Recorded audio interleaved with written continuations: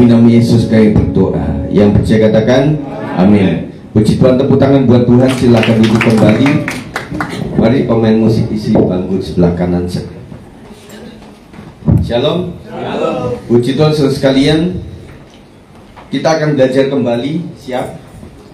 Nah, saya berusaha untuk mengajarkan sesuatu yang bisa dimengerti, saudara, ya. Karena tentunya tantangan untuk mendengar firman Tuhan itu cukup banyak, saudara, ya. Tantangannya tidak cuma tidak mengerti, saudara, tetapi juga rasa lelah, kantuk yang harus kita singgol-singgolan. Singgol-singgolan, oh, cubit-cubitan. Gitu, saudara. Nggak tahu kan? Nah, itu cuma lagu masa lalu. Nah, cubitlah yang ngantuk, senggol yang sedang terlelap, bukan di hadirat Tuhan, ya, tetapi di dunia lain, saudara. Nah, kita akan belajar tentang ini, saudara. Nanti kalau bisa dibantu silahkan, tetapi saya akan mencoba konsentrasi di sini karena hari ini kita punya hajat, saudara. Jadi saya mencoba untuk lebih cepat, tetapi supaya Roh Kudus memberikan terjemahan untuk saudara tidak ketinggalan. Siap? Puji Tuhan. Kalau yang sempat untuk membaca di Alkitab saudara, silakan mengikuti dan input supaya di silent, ya. Bagaimana cara men-silentnya? Oma-oma tahu nggak? Kadang-kadang bingung silentnya gimana ya? Celupin aja di air. Langsung silent, jadi almarhum, saudara. Baik ya, baik, saya akan memulainya. Nah, saudara, kita melihat bahwa secara umum ini kita akan menyadari bahwa banyak hal yang terjadi kepada manusia, di mana secara umum seseorang berdosa, bersalah, menurut Alkitab, zaman Perjanjian Lama, Perjanjian Baru sampai sekarang, ada yang langsung dihukum, tetapi ada juga yang tidak, begitu ya. Nah, kita kan sedang berperkara tentang ini. Itu juga pada kita. Nah, nanti ada efek negatifnya juga, saudara, ketika hal itu berlangsung terus-menerus, membuat kita tidak berjaga-jaga, gitu ya. Jadi di dalam Perjanjian Lama ada kelompok Korah, Datan, dan Abiram. Saudara kenal itu ya, bagaimana ceritanya tentang orang-orang pemberontak ini. Dan kita berpikirnya zaman dulu sadis banget gitu loh. Artinya ketika seseorang kelihatan memberontak di hadapan Tuhan, itu langsung dihabiskan. Masih ingat ceritanya, saudara, bagaimana Korah, Datan, dan Abiram itu ketika memberontak terhadap kepemimpinan Musa, dan dia memperkarakan emang cuma Musa yang bisa memimpin bangsa ini, kami pun bisa toh, kan begitu. Nah, akhirnya mereka mengadakan move-move seperti itu, dan kisahnya sungguh luar biasa sekali, memberontak betul-betul itu diperkarakan dari surga, sehingga antara Musa dan kelompok mereka itu kelompok itu menjadi secara alam itu kemudian bumi terbelah, dan kemudian mereka masuk di situ dan ketutup, terkubur di situ. Kalau berpikir cerita itu betul atau tidak, silahkan baca, saudara. Ya, itu ada. Begitu sangat sadis dan kerasnya Tuhan. Kemudian ada Musa juga yang sempat berdosa di hadapan Tuhan, sehingga Musa dihukum dengan tidak bisa masuk ke kota Kanaan, kota perjanjian itu. Dia hanya melihat dari jauh puncak, ya. Dia lihat itu Kanaan, oh indahnya, ya. Tetapi Musa dihukum tidak sampai ke situ, saudara. Musa itu pemimpin besar, tetapi begitu luar biasanya KKN Tuhan waktu itu. Ada Uza, bagaimana dengan tidak sengaja dia memegang tabut, maka dia mati. Kemudian di zaman Perjanjian Baru ada Yudas Iskariot. Meskipun dia sudah menjual, tetapi tidak langsung dimatikan oleh Tuhan. Dia kan membunuh dirinya sendiri. Kemudian Simon Petrus juga, dia menyangkali sebagai murid Kristus, tetapi ada waktu bertobat dan dipulihkan. Kemudian ada juga yang lain-lain. Pada masa sekarang pun kita melihat, Bapak Saudara, banyak teman-teman kita yang rasanya kita doakannya juga beda. Wih, orang ini coba sambil diledek gitu loh, karena sangat mengganggu kehidupan kita. Tetapi nyatanya enggak juga.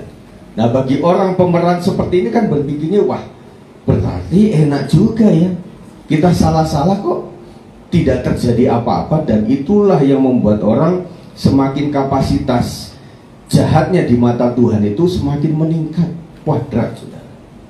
Nah, ada beberapa alasan yang kita akan pelajari pada saat ini, saudara. Di masa perjanjian lama dan masa perjanjian baru itu ada perbedaan, saudara sekalian. Di zaman perjanjian lama terdetek bahwa Tuhan itu sungguh sangat keras dengan hukumnya. Masa Allah yang transenden. Kalau masa perjanjian baru imanen, ya. Transenden itu Allah yang masih jauh, artinya belum Immanuel. Artinya roh Tuhan bisa keluar masuk di dalam kehidupan jiwa roh Saul waktu itu. Nah, oleh sebab itu diundanglah Daud, sang pemain kecapi, untuk memulihkan keadaan supaya roh Tuhan kembali.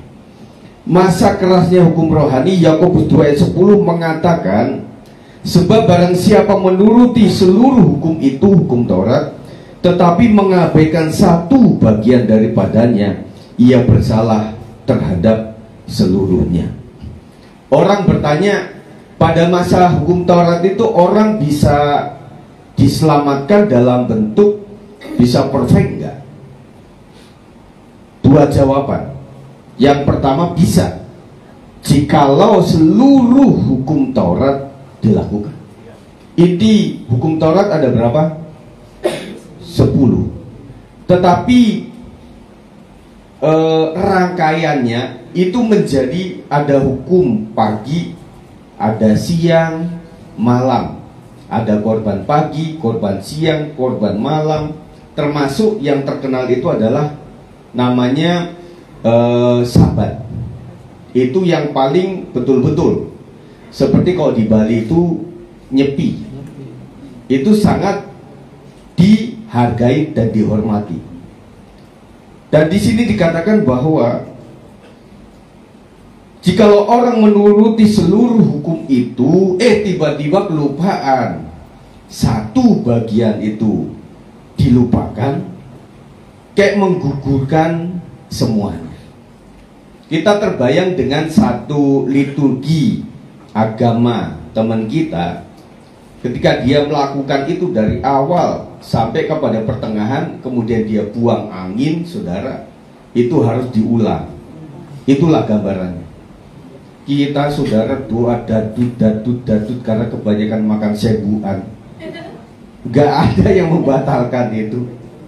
Kemudian seorang WL sedang memimpin, tiba-tiba buang angin. Wah, saudara, kita ulang ya dari awal. Kita gak selesai-selesai, saudara. Betul nggak? Nah, itu ada, saudara, di dalam perjanjian lama seperti itu. Galatia 3:11 mengatakan, dan bahwa tidak ada orang yang dibenarkan di hadapan Allah karena melakukan hukum Taurat adalah jelas. Karena orang yang benar akan hidup oleh iman. Waktu itu siapa yang melakukannya, dia akan selamat. Nah, oleh sebab itu bisalah digambarkan bahwa waktu itu untuk mencari Tuhan dengan kekuatan sendiri, Bapak Ibu Saudara. Betul? Dengan kekuatan sendiri. Dia berusaha melakukan hidup keagamaan, dan efeknya kalau orang ganggu itu dia akan marah, betul. Makanya ada orang lagi puasa, dia sedang melakukan kegiatan agama, kemudian ada yang mengganggu, ada yang makan gado-gado di depannya, dia bisa sangat marah. Karena apa? Usaha manusia untuk melakukan itu berjuang dengan kekuatan mereka. Tetapi berbeda di zaman perjanjian baru, ketika Yesus sudah mati di kayu salib, maka kebenaran kita oleh karena iman di dalam Yesus Kristus. Jadi secara teologi ya, secara dogmatis adalah orang perjanjian lama akan selamat jika percaya kepada Mesias yang akan datang di zaman perjanjian baru. Nah, kemudian di zaman perjanjian baru adalah orang diselamatkan barang siapa percaya kepada Mesias yang sudah datang. Kita bersyukur hidup di zaman anugerah ini, saudara. Amin. Galatia 3:12 mengatakan, tetapi dasar hukum Taurat bukanlah iman, jelas, melainkan siapa yang melakukannya akan hidup karenanya. Waduh, saudara sekalian, kita sahabat nggak boleh ngapa-ngapain.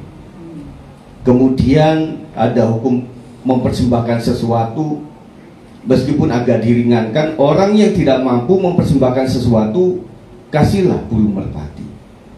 Kemudian persepuluhan pada saat itu, kemudian bagaimana para Lewi mesti betul-betul menjagai pelita, tidak boleh padam, dan itu dijagai terus, saudara. Liturgi-liturgi itu, bagaimana ada ruang Maha Kudus, ada ruang kudus, ada ruang tempat persembahan, ada ruang di luar itu, jemaat itu diatur semuanya. Nah, saudara kalau bisa membayangkan ukuran waktu itu di TDRP itu kurang lebih dipaskan ukuran tabut Allah waktu itu, dibuatnya skemanya seperti itu. Kecil ya Pak? Iya, karena cuma para imam dan imam besar yang bisa di situ untuk mempersembahkan sesuatu. Semua ukuran dihitung, tidak boleh salah. Ya, itulah zaman waktu itu. Tetapi di zaman perjanjian baru adalah masa, disebutnya masa kasih karunia Allah yang imanen. 1 Korintus 6:20 mengatakan, sebab kamu telah dibeli dan harganya apa? Telah lunas dibayar. Karena itu muliakanlah Allah dengan tubuhmu. Yang selanjutnya di dalam 1 Korintus 7:23, kamu telah dibeli dan harganya telah lunas dibayar, sama. Karena itu janganlah kamu menjadi hamba manusia. Di zaman anugerah kita harus memuliakan Tuhan dengan tubuh kita, apapun aktivitas kita, saudara. Oleh sebab itu di sini terbuka bahwa tidak cuma kaum Lewi yang bisa melayani Tuhan secara langsung, tetapi ketika korban Kristus, tabir Allah itu terbelah. Dan kemudian apapun yang kita lakukan, lakukan seperti untuk Tuhan. Jadi orang bisnis, orang berjualan, ahli hukum, ahli ekonomi, mereka bisa melakukan itu untuk Tuhan. Jadi membuat sama-sama kita melayani di dunia apapun, saudara, kecuali dunia kejahatan. Kita bisa lakukan apa ya yang membuat usaha saya ini berarti untuk Tuhan? Satu, saya memberikan sebagian untuk pekerjaan Tuhan. Saya akan melayani sesama dengan itu. Dengan permainan musik saya melayani Tuhan. Dengan keahlian saya, ahli ekonomi, bagaimana kita bisa memanage, membantu Pak Gembala untuk memanage keuangan gereja, yang bisa membuat semuanya bisa berjalan dengan baik. Kita membutuhkan itu. Ketika mengurusi hal-hal berkenaan dengan hukum, kita membutuhkan ahli hukum. Ketika kita membutuhkan untuk berjejaring dengan pihak yang lebih luas lagi, GBI ada departemen yang mengurusi hubungan dengan pemerintah kita. Sehingga kemarin dalam sinode itu kita bisa panggil seharusnya antara presiden, kemudian Pak Luhut, atau mungkin Pak Yasona. Tetapi karena kebutuhan ke Afrika itulah, dan memang ke Afrika sangat penting untuk membuka jejaring yang lebih luas, untuk tidak ketergantungan dengan negara yang selama ini sedang banyak negara yang menggantungkan itu kepadanya, dan itu sangat penting sehingga membuat, ya puji Tuhan, bisa masuk kepada Menteri Agama bisa datang, kemudian Menteri Erick Thohir, BUMN, Ketua PSSI.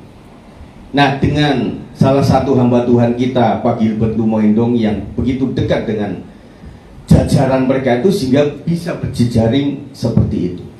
Dan juga dipesankan juga kita kelompok minoritas harus ada orang-orang yang mewakili kita, saudara.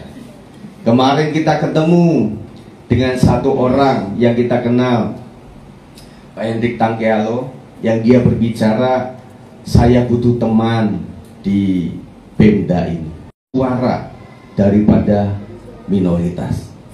Nah, kita tidak main politik, tetapi secara warga negara kita punya hak untuk memilih, jangan golput, saudara. Pilihlah yang tepat. Nah, bagaimana memilih yang tepat? Harus ada informasi itu, saudara. Jadi artinya kita juga doakan orang-orang, teman-teman kita yang ada di sana, supaya mereka juga menjadi berkat. Lah kalau 60-40 sulit, saudara. 70-30 sulit, saudara, untuk bisa berbicara itu. Amin. Nah, oleh sebab itu, inilah yang disebut dimanapun kita berada sebagai anak-anak Tuhan, kita tetap melayani. Ada seorang Daniel. Di mana Daniel? Dia memfungsikan kerajaan Allah di wilayah istana, saudara. Yusuf, bagaimana dia bisa menjadi berkat? Esther, siapa lagi, saudara? Mereka ada orang-orang di pemerintahan. Dan oleh sebab itu kita tidak boleh juga anti terhadap ini. Kita harus tahu, saudara. Betul? Dengan tahu kita akan memberikan hak politik kita secara warga negara, dan kita mendoakan. Amin. Ada masa anugerah dan free will yang berlaku, saudara. Di dalam Roma 11 ayat 22 mengatakan, sebab itu perhatikanlah kemurahan Allah dan juga kekerasannya, yaitu kekerasan atas orang-orang yang telah jatuh, tetapi atas kamu kemurahannya, yaitu jika kamu tetap dalam kemurahannya, jika tidak, kamu pun akan dipotong juga. Ada masa belajar untuk melihat, merasakan, dan mempelajari antara masa disiplin Tuhan maupun masa kita diberkati oleh Tuhan. Kita sedang belajar, saudara. Nah, di masa anugerah ini tidak seperti di masa Ananias Safira. Dosa menghujat, membohongi Roh Kudus, langsung mati, saudara. Kalau kita di masa ini diterapkan hukum seperti di masa zamannya Rasul, saudara, setiap kali ibadah harus ada ambulan. Ketika orang berdosa menghujat Roh Kudus, langsung meninggal di situ, langsung masukin ke ambulan. Dan kadang-kadang kita juga merasa, aduh Tuhan, kalau zamannya seperti zamannya Ananias dan Safira, berapa kali saya harus masuk ke ambulan, berkali-kali, saudara. Tetapi mari, nilainya hari ini adalah kita hargai anugerah Tuhan. Kita juga sering salah kok di hadapan Tuhan, tetapi bukan berarti kita juga menyepelekan anugerah Tuhan. Kita main-main di hadapan Tuhan. Karena rumusannya, saudara, orang jahat itu terima kebaikan di awal, habis itu pada akhirnya mereka menjadi orang-orang yang terhukum. Tetapi orang benar, kadang-kadang konsekuensi kita alami di awal, saudara. Kita dilecehkan, kita dihina, kita dimaki-maki, kita difitnah, saudara. Tetapi kita berakhir dengan kemenangan. Itu bedanya, saudara. Orang-orang jahat itu nikmati di awal, saudara, nikmatin apapun yang jahat, tetapi pada akhirnya mereka bisa masuk bui, mereka bisa tertembak oleh aparat dan lain sebagainya. Tetapi kita orang benar, kadang-kadang di awal itu sulitnya minta ampun, saudara. Kita mendidik diri kita juga susah payah, mendidik keluarga kita susah payah. Kami sebagai gembala mendidik jemaat begitu sulitnya. Tetapi pada akhirnya mendapatkan sebuah kemenangan itu di akhir. Kalau tidak di dunia, di dalam kekekalan.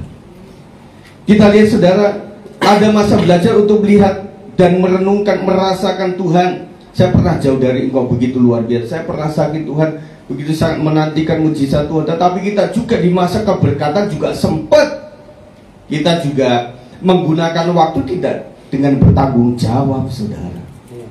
Kita untuk apapun yang penting tidak mikirin Tuhan lagi. Coba aktivitas sehari-hari kita renungkan. dari hari Senin itu, dari pagi sampai malam, apa ya satu nilai yang saya lakukan untuk memburu Tuhan, untuk mencari Tuhan, untuk menyenangkan hati Tuhan? Apa yang ada dalam pikiran kita? Uang saja. Apa yang dicari orang hepeng? Apa yang dicari orang siang, malam, pagi, petang? Uang, uang, uang, bukan Tuhan Yesus. Nah makanya saudara, kita akan mengkebiri hal yang lain ketika orang, oh kalau begitu kita tutup aja usaha kita, karena terkesannya seperti itu, saudara. Tetapi firman Tuhan kan mengingatkan kita bahwa apapun yang kita lakukan dalam rangka membantu orang lain, dengan kita punya usaha, dengan punya satu tempat yang orang lain datang, kita sedang melayani mereka. Dan ketika orang berbicara, adakah selentingan, adakah muatan kata-kata tentang keimanan kita kepada Tuhan Yesus Kristus? Adakah itu, saudara? Nah kalau kita sudah melakukan itu, berarti kita juga bagian ibadah kita, memberikan persembahan hidup kita kepada Tuhan. Jadi jangan dibolak-balik, saudara. Nah kalau orang semuanya tinggalkan usaha jadi pendeta penginjil semuanya, saudara, gereja tidak akan bangkit, gereja tidak akan ada renew, tidak akan pembaruan, tidak akan muncul, saudara. Dengan adanya orang support, ada kontroversi yang di tenaga kerjanya, ada di situ, ada ilmu-ilmu yang bisa didapat, ilmu disiplin, ilmu budgeting, ilmu untuk deadline dan sebagainya. Kalau itu diterapkan di dalam organisasi gereja, itu sangat rapi, saudara. Makanya teman-teman profesi jangan membedakan blocking begitu. Aduh, kalau di kantor kita harus disiplin, Pak. Tetapi kalau masalah latihan, present worship, masalah datang ke komsel, masalah datang itu mah tergantung kita, Pak, sesuai mood. Saudara kalau di profesional, saudara pakai mood, saudara di mood langsung dilepas, saudara. Langsung di PHK, saudara. Nah kadang-kadang orang kan di sana disiplin, tetapi kalau Sabtu sampai Minggu udah diselipin, nggak disiplin lagi, saudara. Nah gereja Tuhan membutuhkan orang seperti ini. Dan ada kegerakan di sebuah organisasi gereja GBI juga, yang mereka itu adalah merekrut orang-orang yang memang aktif. Zaman dulu, saudara, oh bapak ya, adik-adik sudah di PHK ya dalam pekerjaan, ya sudah melayani pekerjaan Tuhan, tanpa kita tahu bahwa PHK-nya itu karena kinerja, karena mental dan sebagainya. Ketika sudah menjadi full time, akhirnya mental itu tidak berubah dan pelayanan jadi kacau balau, saudara. Oleh karena mental-mental yang tidak bertanggung jawab. Akhirnya tahun 90 ke sini, orang berpikir kita harus cari seorang gembala. Kalau bisa malah masih jadi orang profesional yang sudah terbiasa mengelola keuangan, terbiasa mengelola organisasi, terbiasa mengelola SDM. Kalau masuk di dalam ranah pengembalaan, gerejanya akan kuat. Dan kita lihat itu, saudara. Jadi pada saat Tuhan Yesus mencari murid-murid, tidak mencari siapa yang sedang nongkrong di pos kamling yang lagi main catur ya. Tuhan Yesus nyari siapa ya yang lagi main layangan, yang lagi mancing, masing-masing agak terjala kan. Saya habis terperangkap di situ. Tetapi Tuhan cari orang-orang yang sedang bekerja, sedang menjala ikan. Tinggalkan jalamu. Jadi kadang-kadang, oh iya ya, firman Tuhan sudah menyaksikan itu, bahwa orang yang akan direkrut dalam pekerjaan Tuhan, orang yang mentalnya bukan orang mental yang nganggur, saudara. Orang yang tetap beraktivitas. Kadang-kadang para pelayan Tuhan masih melakukan Pak, saya sibuk kerja luar biasa. Kita lihat teman-teman sekalian yang ada di wilayah kota-kota wilayah industri, yang mereka begitu hidup pikuk dengan orang yang bekerja. Kita bisa tanya kepada mereka, yang WL itu kerjaannya apa? Ada yang full time banyak, tetapi kebanyakan mereka yang memang masih aktif bekerja. Bahkan para asir pun bisa saja bos-bos pemilik usaha yang menyediakan bangku, tempat-tempat untuk jemaat ada di bangku mana, itu orang-orang yang dihormati di kantor. Nah, inilah yang membuat saya juga berpikir bahwa kita harus melakukan sebuah upgrade dan update, saudara, supaya kita bisa menjawab segala kebutuhan kita, saudara. Kemudian yang kedua, tadi kan masalah masa, saudara, masa kerasnya Tuhan, masa hukum Taurat, dan sekarang masa karunia, kasih karunia. Yang kedua adalah kenapa ada orang-orang kelompok yang langsung dihukum Tuhan, ada kelompok juga yang dikasih anugerah Tuhan.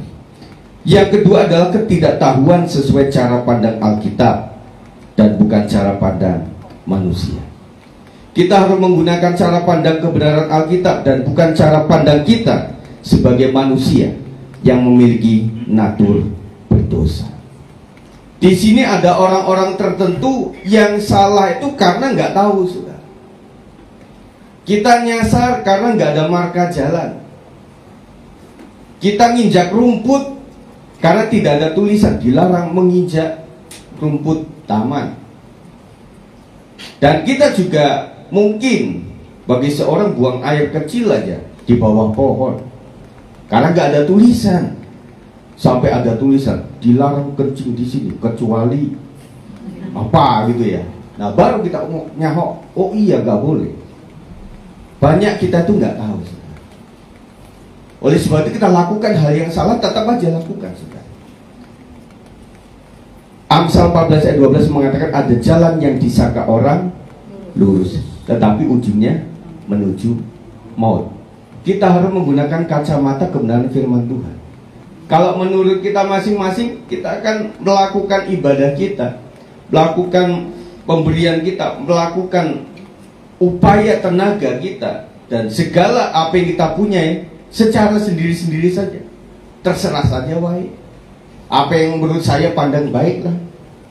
Dan orang berpikir, saya tetap percaya Tuhan, tetapi dalam praktisnya, Tuhan saya adalah kepentingan diri saya sendiri. Tuhan saya adalah keinginan saya sendiri. Sebagai seorang suami, gak peduli kata istri. Pokoknya saya itu raja dalam keluarga ini. Apa yang sudah saya katakan pantang untuk diambil kembali. Kita bukan Raja Firaun. Amin, saudara. 1 Tesalonika 2:11-12. Kamu tahu betapa kami seperti bapa terhadap anak-anaknya, telah menasihati kamu dengan menguatkan hatimu seorang demi seorang, dan meminta dengan sangat supaya kamu hidup sesuai dengan kehendak Allah yang memanggil kamu ke dalam kerajaan dan kemuliaannya. Inilah hati gembala, saudara. Jadi saya berusaha keras untuk bagaimana Tuhan miliki aku, hati seorang gembala. Itulah profil saya di medsos, saudara. Jadi ini membutuhkan kesabaran, karena hari ini adalah zaman anugerah. Hari ini zaman di mana saya sebagai gembala tidak serta-merta mendoakan orang untuk dikutuk, untuk orang disambar geledek, untuk orang sakit-sakitan, untuk orang ditabrak bajai, orang masuk got, orang nginjek paku tetanus, orang digigit anjing gila. Tidak akan ada doa-doa seperti itu, karena ada masa anugerah Tuhan. Amin. Nah, oleh sebab itu inilah bagi anak-anak rohani, kita melihat begitu sulitnya untuk bisa menggenapi ini, karena kita sedang memanage hati orang, bukan memanage barang. Nanti kita pindahin ini barang, saudara, kita pindahin mimbar ke sana. Kalau gak ada yang mindahin sampai Tuhan datang, akan tetap di situ. Beda sama orang. Anak kecil kita, nak di situ ya, jangan main-main. Nah, lagi sudah di sono. Jangan mainan remote. Oh, sebentar lagi pegang lagi yang lain. Pegang stick. Jangan pegang stick, pegang perjamuan kudus. Itu namanya manusia. Tetapi Saya sadari bahwa ada ketidaktahuan bagi teman-teman kita. Dan kita lihat saudara, ada pengampunan bagi yang tidak tahu. Puji Tuhan. Lukas 23 ayat 34 mengatakan 1, 2, 3. Yesus berkata, "Ya Bapa, ampunilah mereka, sebab mereka tidak tahu apa yang mereka perbuat." Dan mereka membuang undi untuk membagi pakaiannya. Bagi orang yang tidak tahu ada pengampunan. Inilah yang menjadi titik proses di mana saya memperlakukan keluarga, jemaat Tuhan dalam rangka hal-hal seperti ini. Kenapa saya memperlakukan setiap orang bisa beda? Sekali waktu bisa keras, sekali waktu ada delaynya. Karena hal-hal seperti ini. Mungkin dia belum tahu. Oh ya sudah. Sampai kita kasih tahu ya. Ya.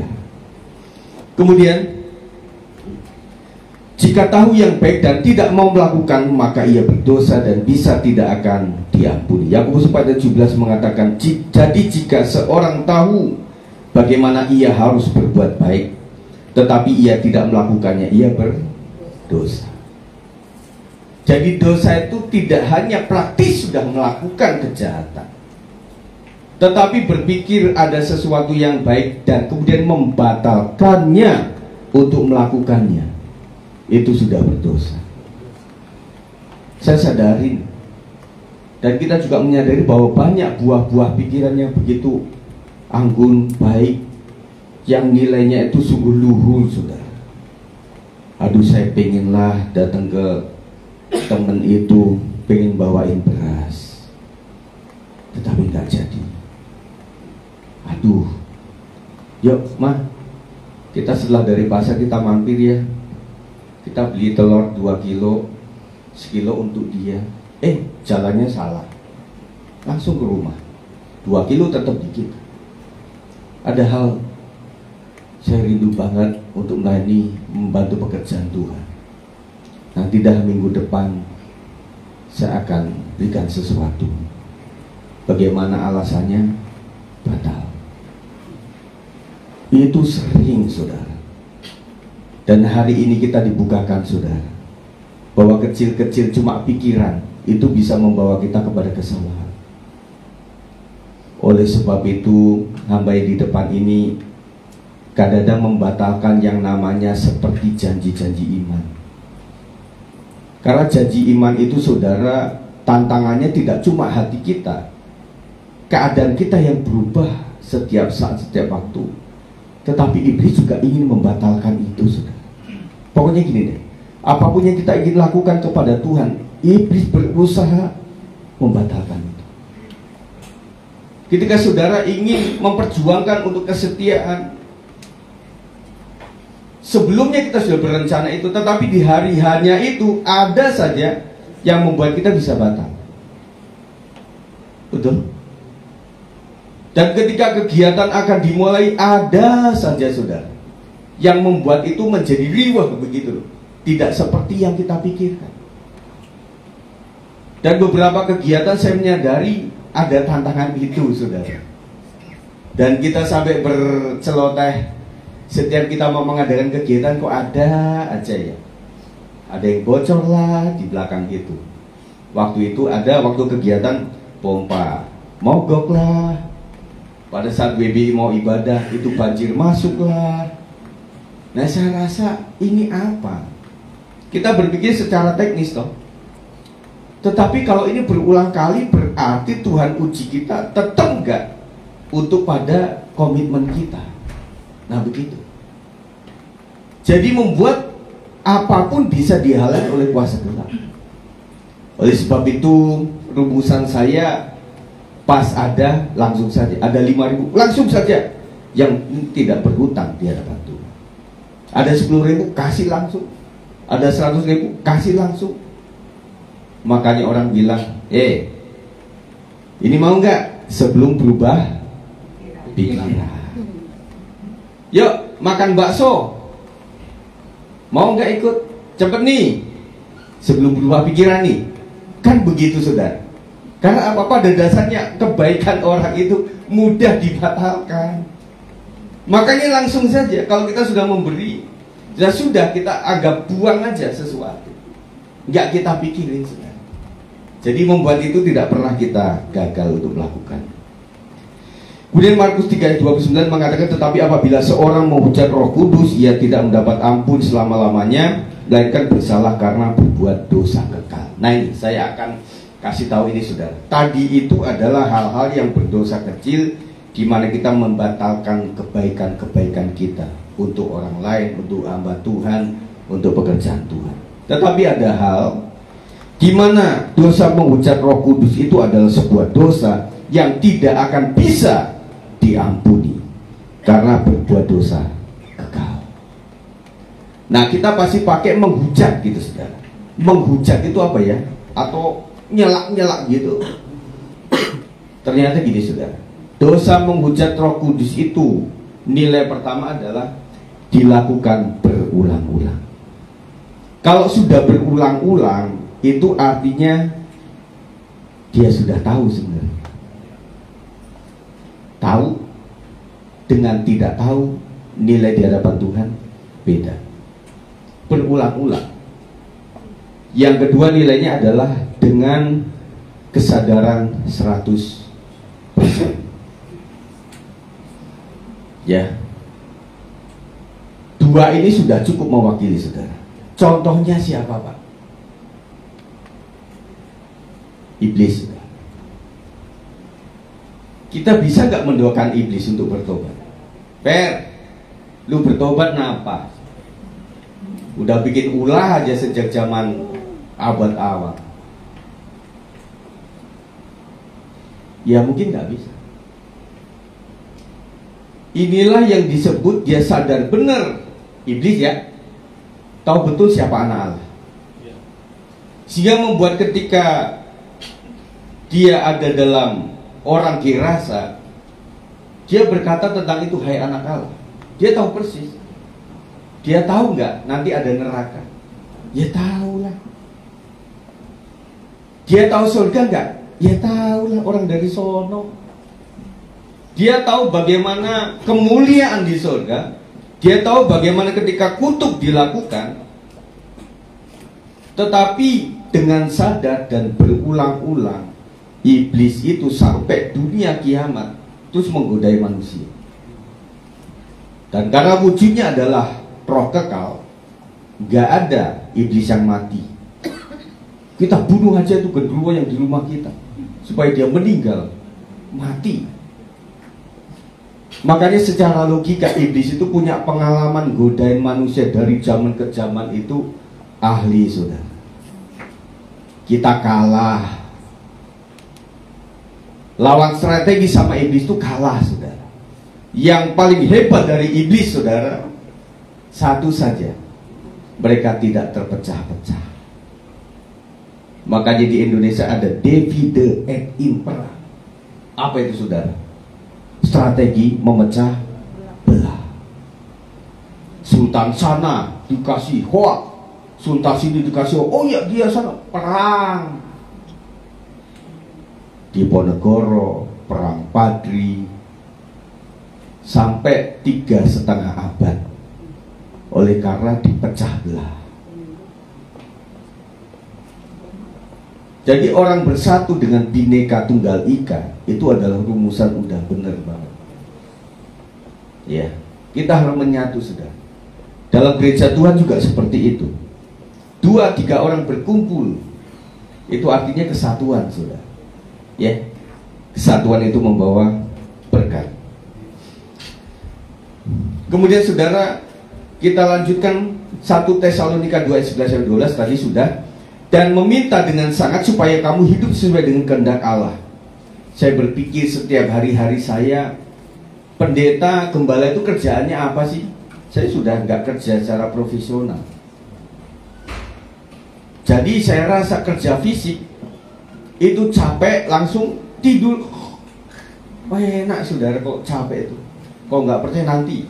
Coba kita kerja keras, habis makan padang, cepet saudara. Tetapi yang membuat orang kurus kering, membuat orang jadi stamina, oleh karena psikis. Mikir ini belum selesai, udah muncul lagi. Makanya kami sebagai gembala membutuhkan penilik wilayah, ketua-ketua wilayah untuk membantu kami. Karena begitu mikirin satu orang saja, saudara, itu udah paralelnya banyak, saudara. Saudara bilang aja, tanya kepada seorang anak muda, nak, kau punya masalah apa? Tek tek tek tek, ini. Nanti hubungannya sama keluarga, nanti hubungannya sama pekerjaan. Dan itu tidak mudah. Makanya ada gembala itu yang latah. Aduh Tuhan, kasih jemaat 1000, jemaat 5 aja pusing 7 keliling 1000. Betul nggak, saudara? Makanya dalam kadar 10-20 tahun orang mengembalakan, baru menyadari kesuksesan sebuah pengembalaan itu bagaimana kita bisa memelihara 1-2 orang. Ada tim kecil, ada tim pengembalaan yang ada. Kalau zaman sekarang pastor PS, saudara. Saudara setuju nggak saya pakai PS? Bukan puso loh, PS. Pastor itu, saudara. Kalau saya mau pengen pakai itu bukan PS Yohanes Sigit, kurang keren. PS Johannes kan. Pastor Jo, siapa itu? Walah Sigit ah. Kan begitu, saudara. Dan teman-teman saya kenal, aduh PS Jo siapa? Sigit Allah. Sing lahir neng Lampung kaya. Sing tukang main kelereng iya. Emang Nabi itu lebih dihargai di tempat lain, saudara. PS Jo, kan bingung. Jo sopo? Johannes Allah. Iya, kadang saya berpikir itu untuk menghibur lah, saudara. Apa pengampunan bagi yang tidak tahu, saudara? Ada pengampunan bagi yang tidak tahu. Lukas 23:34, Yesus berkata, ya Bapa, ampunilah mereka sebab sudah, jika tahu yang baik sudah. Kemudian kita lanjutkan, saudara. Di masa anugerah Tuhan masih memberkati, memberikan kesempatan dengan ditegur berulang kali. 7 kali 7. Aduh saudara, kita itu sudah secara rohani kadang sudah bobrok, sudah rombeng-rombeng. Tetapi Tuhan mendatangi kita. Yang rusak sudah dibetulkan dengan penuh kasih sayang. Bukan gemes, saudara. Kalau kita gemes sudah dirobek-robek sama Tuhan. Betul ya? Kayak Mas Tukur, tak sobek-sobek. Tetapi Tuhan begitu luar biasa, nak. Dikasih tahu, ya masih bandel. Akhirnya pada saatnya kemarin kita sudah belajar tentang izin Tuhan. Kamu kalau sudah membantah terus, ya udahlah diizinkan apa. Itu terjadi, saudara. Tetapi ada masa di mana anugerah sudah habis, yaitu saat tutup usia atau saat hidup masih hidup juga, tapi hukuman harus tetap dilaksanakan. Kita belajar agak kental, saudara sini. Matius 10:34, jangan kamu menyangka bahwa aku datang untuk membawa damai di atas bumi. Aku datang bukan untuk membawa damai, melainkan pedang. Ada hukuman dunia dan ada hukuman kekal. Dituainya sewaktu masih di dunia, mungkin tidak semua sakit, saudara. Tetapi ada orang sakit, ada orang juga yang dipenjara, ada yang dipermalukan, ada yang habis harta dan kedudukan dan lain-lain. Tetapi bisa jadi matinya bisa diselamatkan oleh karena sempat bertobat. Sehingga di dalam konteks dosa dalam jemaat 1 Korintus 5:5, lidah Jawa, orang itu harus kita serahkan dalam nama Tuhan Yesus kepada iblis, sehingga binasa tubuhnya agar rohnya diselamatkan pada hari Tuhan. Ini masa anugerah. Jadi saudaraku, dikit-dikit kita agak tahu ini, saudara. Kenapa ya seseorang itu diizinkan untuk mengalami ini itu kesulitan. Ternyata beranjak dalam beberapa waktu ini Dia rajin doa. Dia suka mendengarkan radio RPK. Dia juga suka baca renungan, dengerin lagu-lagu gereja. Secara badani bagi ibu-ibu kalau itu terjadi pada bapak susah juga. Aduh, bapak udah nggak punya gaji anaknya, iya. Padahal waktu itu, nah kita sandingkan dengan pengalaman yang lalu. Waktu bapak gajinya gede, setiap saat dia keluar kota, kerjaan, meeting Tresno, Jalanan Kurino, Witing itu sudah. Tapi meeting jam 11 malam meeting sopo gitu. Betul nggak? Kita sakit hati waktu itu. Doa kita apa? Nah itu saudara. Makanya ibu-ibu itu doanya mesti benar juga. Tuhan, nah gitu kan. Akhirnya sudah diambil kerjanya, balik lagi, Tuhan kasih kerjaan. Itu enggak saudara. Tetapi secara hati nurani kita dengan adanya ya nak ya sama anak-anak. Tetapi kita kok lebih bahagia. Iya. Makan KFC sebulan sekali itu enaknya minta ampun. Waktu itu KFC itu sampai dibuang-buang. Ada orang makan di warung sedang saudara kadang-kadang nggak dimakan. Kalau saya beda ya, sama Pak Sab juga beda. Mau enak nggak enak di warung itu mesti dihabisin. Itu orang Jawa kayak gitu. Habis itu muka habisnya nggak apa-apa. Karena menjaga hati kalau kami itu. Nah, orang kadang-kadang makan KFC masih ada itunya, kita itu masih enak itu. Kenapa orang buang-buangin ya? Donat cuma dibelah, cuma dimakan dikit, cuma digrakotin coklatnya, habis itu kayak di tikus makan donat gitu, ditinggal di situ. Atau iya ini buat fakir miskin. Alasnya gitu, habis ini dibuang nanti kan diambil sama orang. Kadang kita kurang menghargai yang gitu-gitu sudah. Kita lanjutkan. Ada hukuman dunia, nah seperti itu saudara. Jadi kadang-kadang orang harus dihinakan di situ. Ada seorang senior yang bilang waktu itu saya agak berontak dalam hati kecil, tapi sekarang enggak. Bagus sekalian, bersyukurlah kalau bapak ibu memiliki sakit menahu, karena Anda akan diterima di dalam kerajaan surga. Wah, apa ini maksudnya? Tuh dia lanjutkan, dibanding orang yang kecelakaan, tabrak, langsung mati. Orang lagi happy-happy. Istriku waktu muda, dia pernah negur temennya. Ini kan tahun baru, kamu jangan kemana-mana lah. Datang ibadah, waktu itu ada ibadah. Enggak, ini kan tabrakan ya, meninggal. Nah kalau kita nggak mensyukuri lah, tetapi kalau kita punya sakit yang setiap hari mesti cek itu, tiap hari kita doa sama Tuhan. Dan itulah yang membuat rumusan pendeta senior itu bilang, ini nanti tubuhnya semakin habis, tetapi rohnya semakin mantap di hadapan Tuhan. Ya, kenapa orang yang tabrakan itu mau melakukan perjalanan waktu itu? Jawabannya apa, Bapak? Karena nggak tahu kalau mau tabrakan. Oh iya, kok tahu mau tabrakan tuh mati nggak jalan.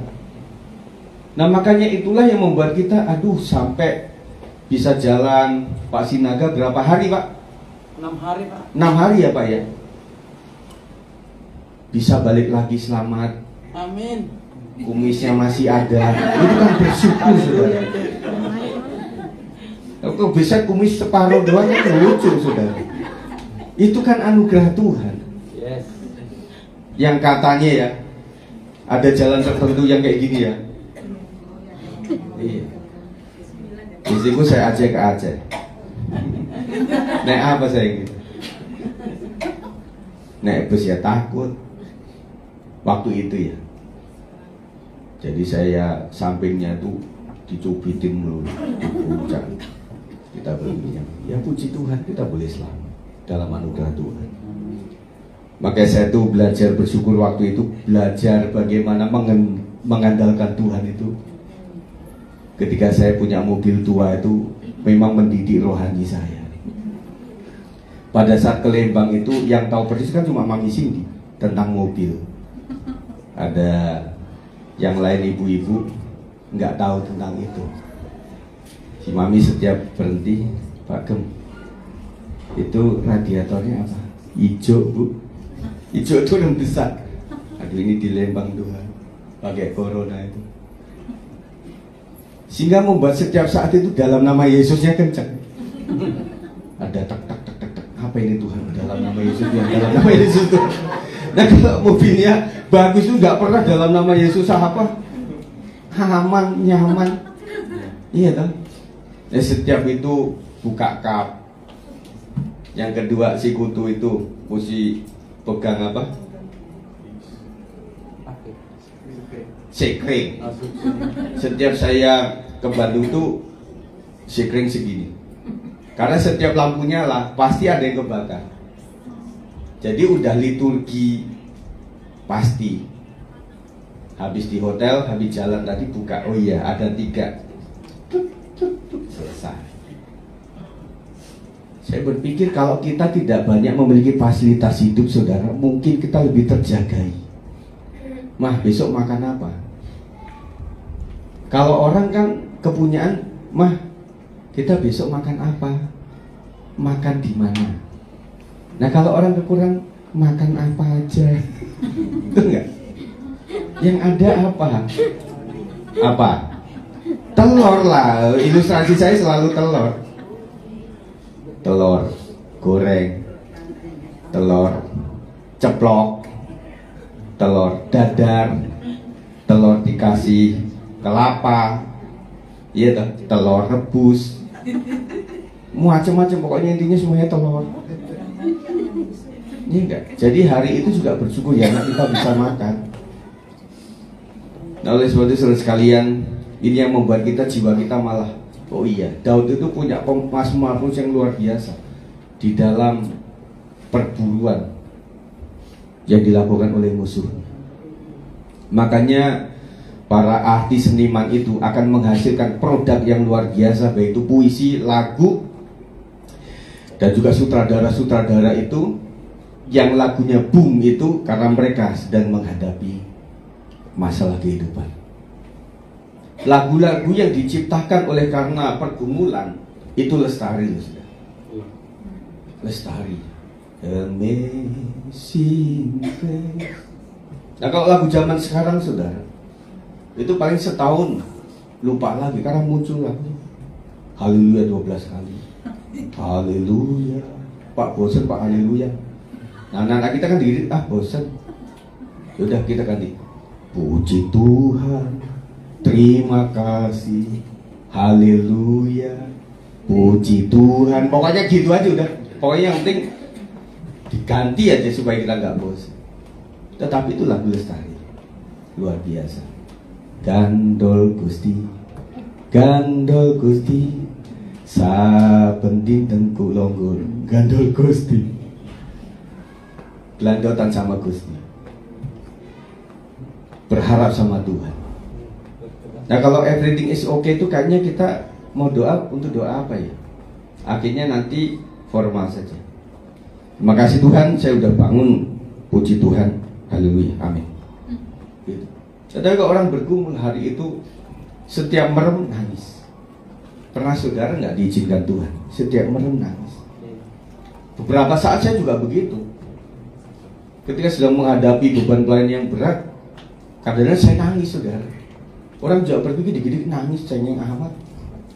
Ya itulah bentuk daripada kita merasa saudara. Tetapi ada suatu saja kita menang gitu. Artinya Tuhan izinin untuk kita menang ya enggak nangis. Kita malah bercandaan saudara. Meskipun nyandain yang sedang menderita. 1 Korintus 5 ayat 5. Orang itu harus kita serahkan dalam nama Tuhan Yesus kepada iblis, sehingga binasa tubuhnya agar rohnya diselamatkan pada hari Tuhan. Kayak seperti kasar. Tetapi yang dienyahkan itu adalah yang tidak masuk surga, yaitu tubuh kita. Kalau kita memang sudah usia, saudara, kantong mata sudah ada nih. Dulu saya nggak punya kantong mata, kantong duit juga nggak ada. Habis itu sudah mulai ada gini, ya susah. Setiap foto istriku itu, udah kayak gini mau digini ya nggak bisa. Gimana supaya nggak ada itunya? Ya udah nanti diedit sama 360, kamera 360, nanti akan hilang semuanya. Iya kan? Di medsos itu kita muda-muda, cakep-cakep semuanya. Waktu ketemu di sono, awakmu wis tuwa. Iya. Ya itu kan cuma editan. Makanya mulai tidak mau pakai efek-efek. Ya udahlah apa adanya lah. Kumis saya suka, istriku nggak suka. Karena kumisnya ada putihnya. Orang berpikir, rambut putih adalah mahkota. Kita nggak tuliskan kumis putih, kumis kucing ada. Ya, ayat 3:15 1 Korintus tadi, jika pekerjaannya terbakar, ia akan menderita kerugian, tetapi ia sendiri akan diselamatkan, tetapi seperti dari dalam api. Kalau saudara, kesadaran inilah yang membuat kita berpikir, oh Tuhan, saya diizinkan untuk itu, memang akhirnya oh iya, roh saya yang dibangkitkan. Lanjut saudara, hargai anugerah kebebasan pasca penebusan oleh darah Yesus, bukan untuk melakukan dosa. Galatia 5:13. Saudara-saudara, memang kamu telah dipanggil untuk merdeka, tetapi janganlah kamu mempergunakan kemerdekaan itu sebagai kesempatan untuk kehidupan dalam dosa, melainkan layanilah seorang akan yang lain oleh kasih. Nah, ini masuk kepada apa yang sebagai pendahuluan saya. Di zaman kasih karunia itu kita terlalu meremehkan yang namanya jadi mata Tuhan dan tidak terjadi apa-apa. Gitu loh saudara. Kita merasa pastilah saya sudah melakukan ini, oh Tuhan saya tidak ini. Nah, saya bilang bahwa setiap kita itu selalu ada kehinaan. Kenapa kita lebih mulia daripada yang lain? Karena aib kita diizinkan tetap tertutup, saudara. Betul? Makanya dalam kelompok kita jangan menghakimi satu sama yang lain. Karena apa yang diukurkan kepada orang lain diukur kepada kita. Kita sadar. Iya. Nah, kamu lebih mulia. Iya. Karena nggak ada orang yang tahu di rumah kamu bagaimana. Sampai kita betul-betul, oh terima kasih Tuhan. Tuhan sudah kasih kesempatan saya untuk minta maaf, minta ampun. Sehingga kalau kita cepat bertobat saudara, tidak sampai itu disingkapkan ke muka umum, kita dilindungi oleh anugerah Tuhan. Amin. Itulah kita mengucap syukur saudara. Perjamuan kudus adalah tanda pengingat tentang pengorbanan Yesus di kayu salib sebagai karya penebusan terhadap dosa manusia. Makasih Tuhan. Saya percaya paket keselamatan sudah ada pada saya. Saya tinggal menjaga. Lurus-lurus batang jagung saudara. Sempurna banget ya nggak bisa. Saya mulia di ini tetapi hina di lain. Dan membuat saya setiap kali mengingat perjamuan kudus, aduh saya diampuni oleh Tuhan luar biasa. Paket penebusan sudah ada. Dan tidak perlu Yesus disalibkan yang dua kali. Dan kita pun tidak boleh mendukakan dengan cara supaya Yesus tersalib yang kedua kali. Cukup sekali dan selesai. Tetelestai, selesai. Cuma kita di dalam status orang yang sudah diselamatkan, kita menjaga habit kita. Hukuman kekal pasca pengadilan oleh Kristus. Ibrani 9 ayat 27 mengatakan, dan sama seperti manusia ditetapkan untuk mati hanya satu kali saja, dan sesudah itu dihakimi. Kita tidak percaya dengan yang namanya setelah mati kalau orangnya jadi baik nanti jadi manusia lagi, reinkarnasi. Atau kalau jabang nanti jadi monyet. Makanya orang, kamu jangan macam-macam sama monyet, jangan-jangan itu nenek moyang kita. Kayak rumusan Darwin loh. Kamu jangan ini kecoa, jangan-jangan itu teman kita yang sudah meninggal jadi kecoa dan lain sebagainya. Enggak, firman Tuhan mengatakan sudah mati dihakimi. Selesai. Lalu sebab itu mungkin masih kita hidup, kita hargai ini. Bicara natur saudara ya, terakhir-terakhir ini ada level manusia tidak bisa lagi diselamatkan. Manusia seperti iblis. Roma 6 ayat 16, apakah kamu tidak tahu bahwa apabila kamu menyerahkan dirimu kepada seseorang sebagai hamba untuk mentaatinya, Kamu adalah hamba orang itu yang harus kamu taati, baik dalam dosa yang memimpin kamu kepada kematian maupun dalam ketaatan yang memimpin kamu kepada kebenaran. Saya teringat kepada satu film, kalau nggak salah pemerannya itu adalah siapa ya? Ada Jet Li, satu ini lagi siapa? Jackie Chan. Nah, waktu itu digambarkan bahwa buatlah manusia ini menjadi ketergantungan dengan tuannya. Dengan cara apa? Dirantai berapa tahun, puluhan tahun lah, sehingga membuat rantai itu yang membelenggu dia. Sampai pada cerita itu adalah rantai itu sudah diputus, tetapi tetap ada di tangan. Tetapi waktu dia sudah bebas begitu, masih merasa dia adalah milik tuannya. Dia nggak kabur, enggak. Mentalnya berpikir bahwa dia masih dirantai. Menghamba itu kayak gitu. Jadi orang sudah hamba dosa, itu kegemarannya sudah bukan yang baik lagi, dan susah untuk diarahkan, gitu ya. Jadi ada orang yang sampai level tertentu nggak bisa diselamatkan, ada. Orang itu sudah terlalu jahat, tahu kebenaran tahu, tetapi nggak bisa diselamatkan oleh karena sudah dikuasai oleh roh jahat. Selanjutnya Roma 6 ayat 17, tetapi syukurlah kepada Allah dahulu memang kamu hamba dosa, tetapi sekarang kamu dengan segenap hati telah mentaati pengajaran yang telah diteruskan kepadamu. Roma 6 ayat 20, sebab waktu kamu hamba dosa, kamu bebas dari kebenaran. Kamu telah dimerdekakan dari dosa dan menjadi hamba kebenaran. Hamba ini adalah penting untuk kita hayati. Saya sedang menghamba kepada siapa? Dan itulah yang membuat kita ketergantungan atau tidak. Apalagi betul-betul menghamba kepada setan. Ke Gunung Kawi, ini ada roh monyet. Itu adalah monyet yang muncul dari arwah-arwah orang yang ditumbalkan oleh orang yang mencari pesugihan. Makanya carilah siluman monyet yang bisa membuat kau kaya. Sepanjang hidupnya saudara sudah ada taken kontrak.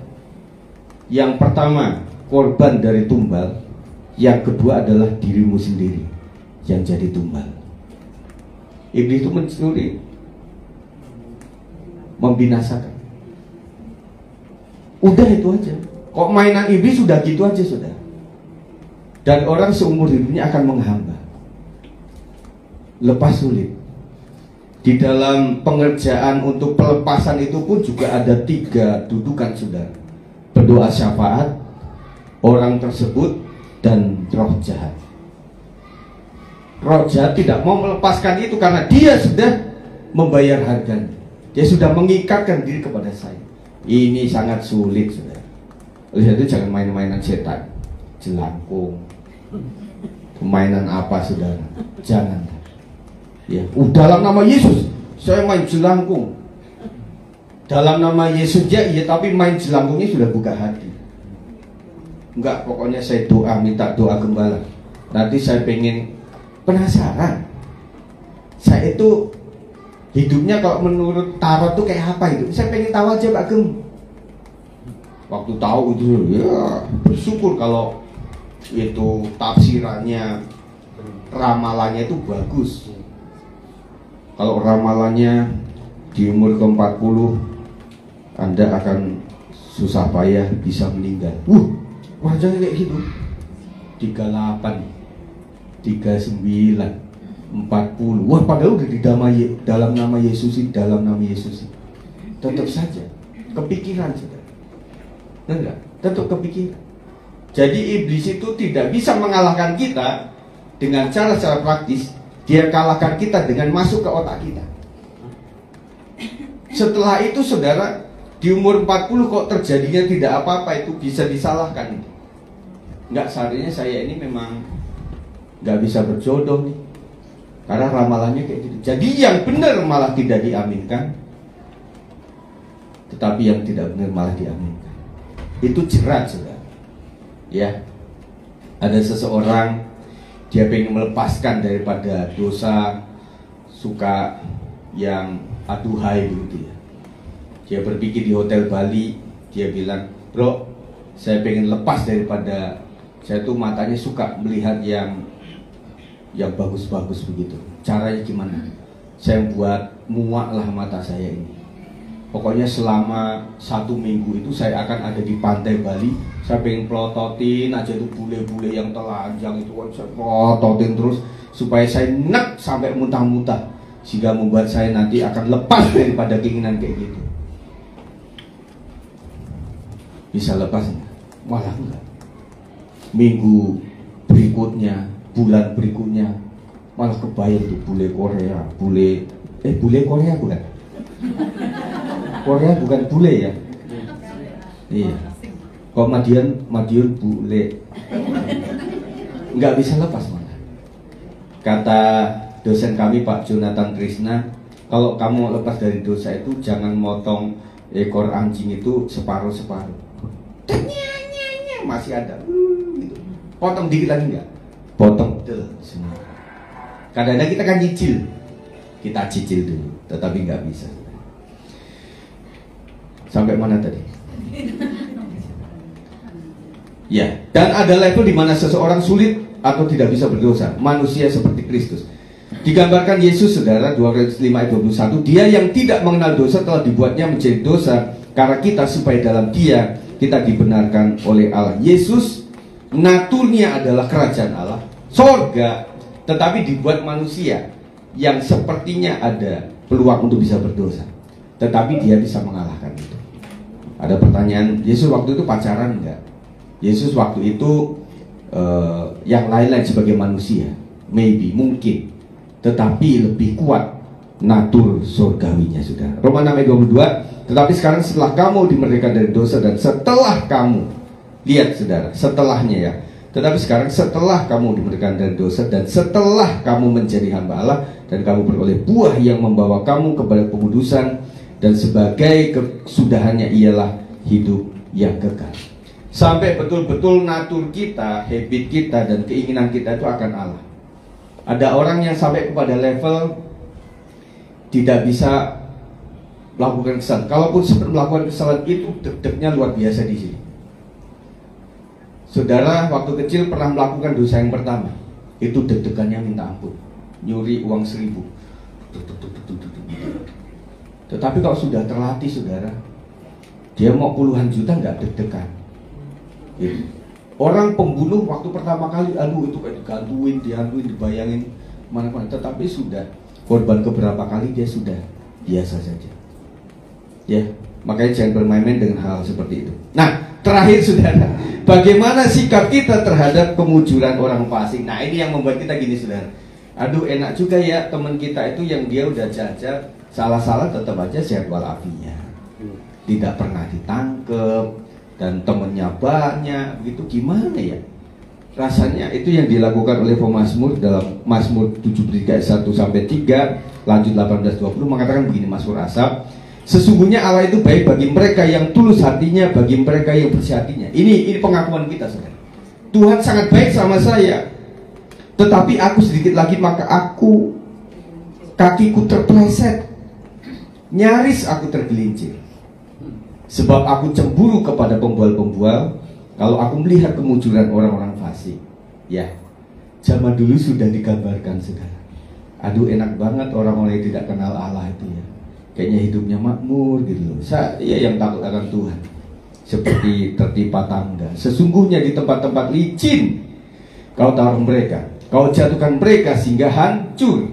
Betapa binasa mereka dalam sekejap mata, lenyap habis oleh karena kedahsyatan. Seperti mimpi pada waktu terbangun ya Tuhan, pada waktu terjaga rupa mereka kau pandang hina. Mari para pemain musik. Nah saudara, renungkan ini, bahwa sesungguhnya jangan lagi kita cemburu terhadap orang-orang yang sukses tetapi tidak kenal Tuhan. Dan belum sampai kita dipanggil Tuhan, kita menyadari loh ya, teman-teman kita di masa lalu itu menuai yang kayak gini. Mereka yang sepertinya pada awalnya jujur tetapi kayak hancur. Mereka jujur, lurus, tetapi kok banyak dihinakan. Tetapi hari-hari kita melihat mereka adalah orang-orang yang tetap teguh di dalam perjuangan mereka. Ya, Tetapi ada orang-orang yang pada saat kita sekolah dia yang paling tajir. Pada saat orang masih pakai telepon umum, teman kita itu sudah pakai pager. Pager zaman dulu kan segini, di sini dia. Kita ngiri sama mereka itu. Kita jalan kaki, saudara. Mereka sudah pakai kendaraan. Mereka ada yang sama-sama GL, yang satu GL Honda, yang satu genjot langsung, namanya sepeda. Aduh Tuhan, sepedaku ini setiap setengah kilo rantainya lepas. Saya pernah, saudara, rantai sepeda saya putus, nggak ada rantai lain. Saya kasih rantai motor biar kuat. Kan nggak sama itunya, pikir sama itunya. Waduh saudara, saya pernah punya gerobak saudara, ban gedenya nggak ada. Saya kasih ban sepeda. Itu sapi itu kencangnya saudara, larinya tuh sampai nabrak-nabrak pohon pisang. Dan dia pikir cuma geli kan, sapi itu biasanya kan gerobak yang berat itu dikasih roda sepeda. Kakak sama saya itu ya terpental-pental kayak Fir'aun mau ngejar orang Israel itu. Cuntil, untungnya nabrak itu pohon pisang sehingga berhenti di situ. Ada berbagai macam waktu itu. Tetapi hari ini kita melihat teman-teman kita, ternyata tetaplah orang yang benar, orang yang jujur itu akan menang di akhir. Amin saudara. Kita bisa dihinakan hari-hari ini, tetapi kalau kita berjuang bersama Tuhan, kita akan menerima kemuliaan daripada Tuhan. Mari siapkan hati kita untuk menerima perjamuan kudus. Terima kasih.